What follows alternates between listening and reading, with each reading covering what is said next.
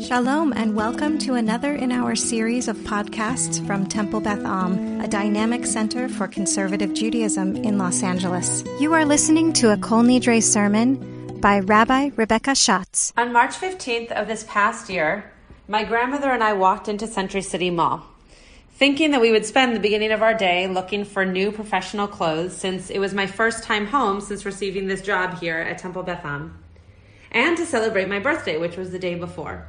We finished at one store and realized we were both hungry, but decided to take just a quick look into Anthropology since we were so close. We walked into the store, found a few cute things, tried them on, and while we were paying for the items, a siren went off.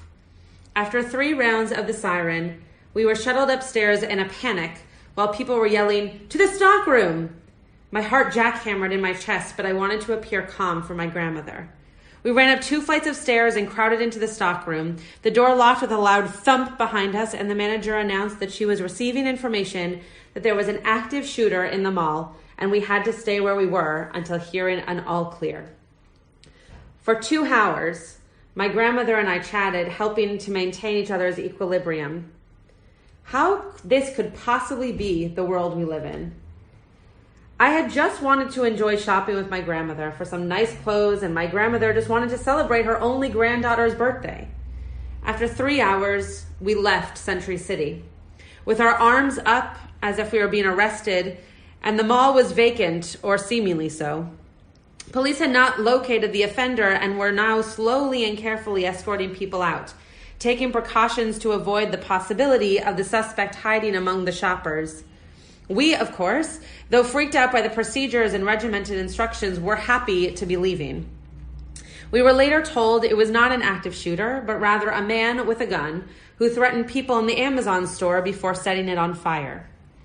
We decided not to re-enter the perimeter, to go down in the garage and fetch the car for the drive home, and instead we walked back to my parents' house. We felt blessed to be out of harm's way, but for a long time, no less fearful. Writing and speaking this sermon, my heart is still pounding thinking back to those moments in the mall. However, it was not just that terrifying day this year that sticks out. Unfortunately, there were too many moments that led to panic. It is frightening to realize how unremarkable was that terrifying experience. It wasn't so unique. It seems clear to me that I am now living in a mindset of fear. I do not remember another time in my life that I have been so apprehensive about going to a large concert, a big synagogue, or any crowded place such as a rally or department store. I do not remember feeling as self-conscious walking down a street in America wearing a Star of David around my neck or the ring of Hebrew words around my finger. And I know I am not the only person more wary of news stories of police brutality or reports of violent racism. Most mornings I wake up and wonder how fear will control me. There are positive fears that help me shape how I eat, how I date, how I commute, how I choose denominational Judaism, how I speak out for others, and so much more. A friend of mine recently shared that she knew exactly when her now husband would say, "I love you." She knew in the restaurant they chose and the awkward discomfort of his conversation, and yet she was determined to make him say it first. At the end of the dinner, when he still had not uttered those 3 words, she wondered, do I say it and risk he does not feel the same? Or do I wait and risk that I will never hear it? The biggest fear is that you do not move on to the next step. Ultimately, he said, "I love you," rolling his eyes and knowing that she should have said it first. What got them to that moment was the healthy balance of wisdom and fear. In Pirkei Avot, Rabbi Elazar ben Azariah says, in the same passage where we hear the healthy balance of ein kemach, ein Torah, without sustenance there cannot be Torah, if there is no wisdom, there is no yirah, no fear of God. If there is no fear of God, there is no wisdom. Yirah, reverence or fearful awe, can lead us towards lives of discovery, wanting answers to questions and beauty, finding moments to be filled with excitement and unspeakable wow. This is how a couple yearning to step into the next phase of life together can use fear to fuel their love. We need both productive anxiety and inspired wonderment to step out into the world and know when to be armored and when to be vulnerable. What happens when we are out of healthy balance? What happens when I am consumed by fear and do not lean into helping the homeless woman on the street because she might yell or have erratic behavior? God is balanced in our canon, regarded with yirah, a mixture of respect, honor, and yes, a bit of fear. God brings about question, action, and greater meaning because of the unknown, all packaged in a little bit of fear.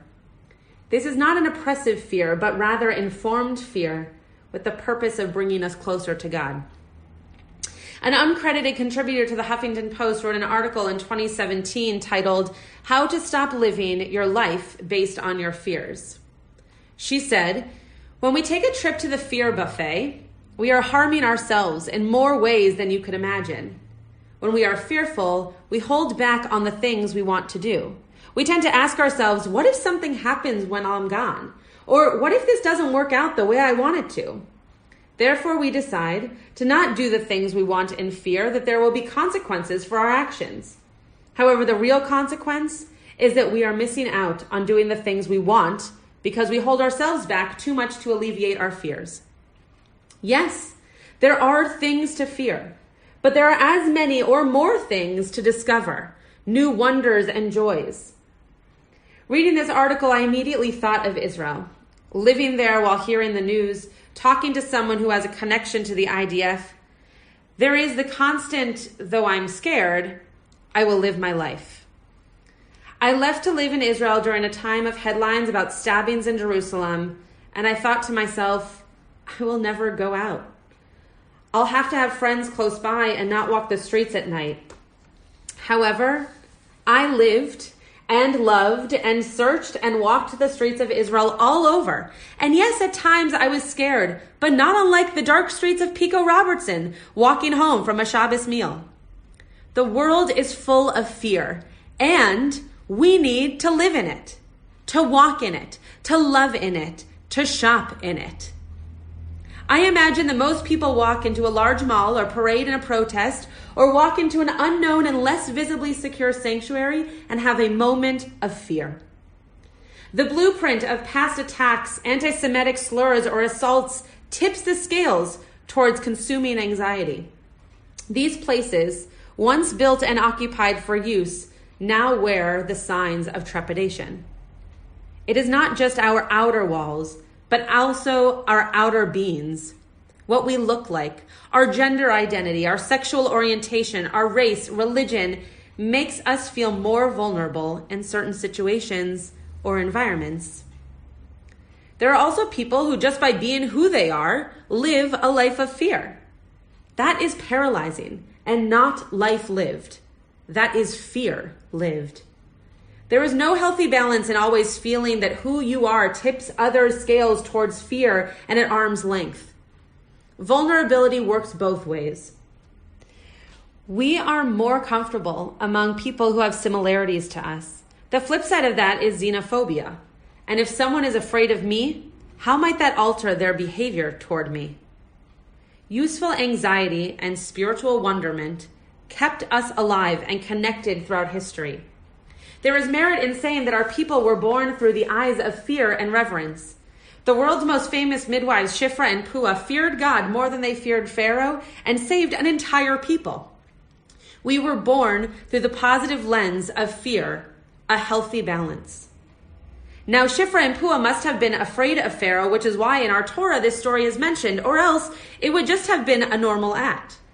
However, the fear of killing, of disobeying the moral command to keep babies alive, allowing them a chance at life, propelled our lives forward.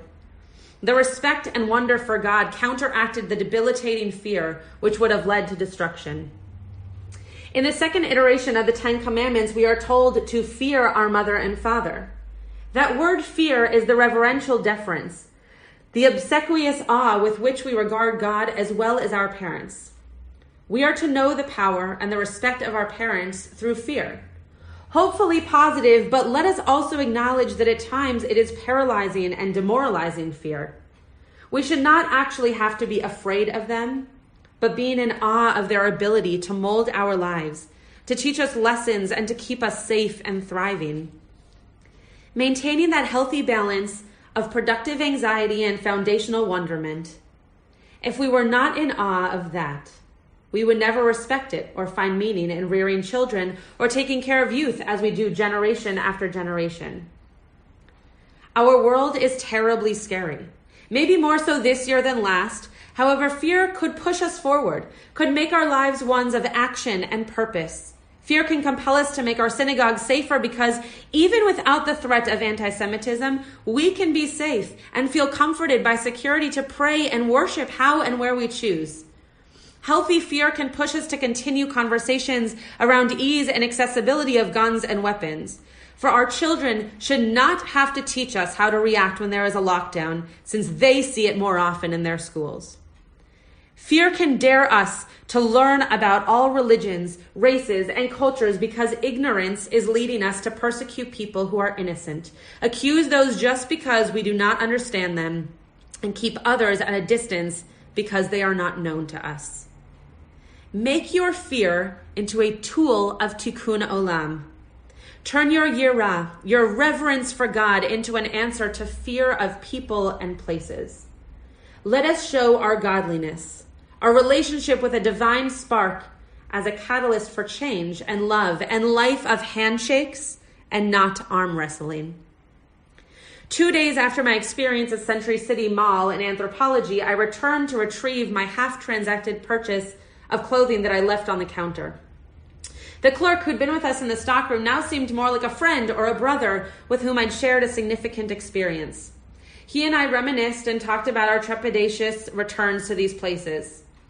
I mentioned to him that I refused to have anyone come with me to the mall because I was afraid to relive that moment. I was apprehensive to be back at the mall, back in that store, and yet I was more frightened to potentially bring anyone else into that same horror that I felt a few days before. I have now returned to the mall many times, and though I am no longer shaking, I am afraid. I am more aware and will never forget. I have reached, for now, a stable balance. Tonight we all get to reset the scales. On Kol Nidre, we begin to unknot the mistakes we've woven into our lives. Atonement is a multi-step process, beginning with an acknowledgement that there is vague value in doing so. And then perhaps we apply an almost forensic study to our most serious personal regrets. We must be cautious. We consider wiping our slate clean, scrubbing, scraping, and scouring, representing the hard, if not impossible, work of undoing any harm or damage done by us. We think about who we want to be and about which relationships need repairing or rekindling. The healthy balance of who we have been, what we have experienced, and how we want those experiences to inform who we can be. We are taught that Kol Nidre began as a formula to expunge the fears that Jews had who were threatened into converting. Kol Nidre means all our promises, all our vows. Today we worry that we might not get it right or repent in such a way as to affect change in ourselves, our world, or in our relationship with God. Maybe this will be the year we will not fear. Maybe this will be the year that we change our world enough to begin focusing on positive fears. Fears informed by wisdom propel our lives forward. If we fear loneliness, we ought to reconsider our relationships, newly prioritizing friends, dating, and community engagement. If we fear the neglect of people who are homeless or living on the street or in cars, we should seek ways to improve their conditions. We should demand the administrators of our city, our county, and state take action on our behalf to safeguard vulnerable people. And we should think about whether we want to contribute resources to make such programs possible. Return to a balance. Return to places of fear to reclaim your courage in living. Return to moments where ignorance led to fear. Return to feelings of fear based on news articles or headline. Turn our world of fear into a world of teshuvah, a world of return. Our lives will lose aspects of fear only if we join together to decide that fear is not the answer, rather relationship and stories are the answer. It is wise to fear and scary to entice curiosity. Find out more about why a person is unhappy with their work. Try and come up with solutions that lead to happiness and content. Do not leave people on the street and assume someone else will feed them. Give them food and water. Do not dodge a shady situation assuming that someone else will find help. Call the police. Do not stay silent when someone else's religion, race, identity is being questioned or tormented. Speak up so that you receive that help and that love in return. Find the healthy balance between productive anxiety and inspired wonderment.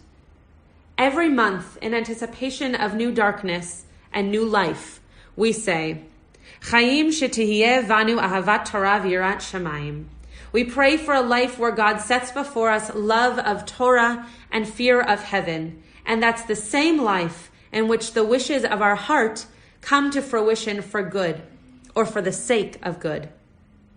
May we this year fill our lives with balance of wisdom and fear, of anxiety and wonder. We're all afraid of the dark, at least a little bit. So be the light. You have been listening to another in our series of podcasts from Temple Beth Am, a dynamic center for conservative Judaism in Los Angeles. If you enjoy these podcasts, we invite you to write a review on the Apple Podcast site or wherever you get your podcasts. For more information about Temple Beth Am Los Angeles, go to tbala.org.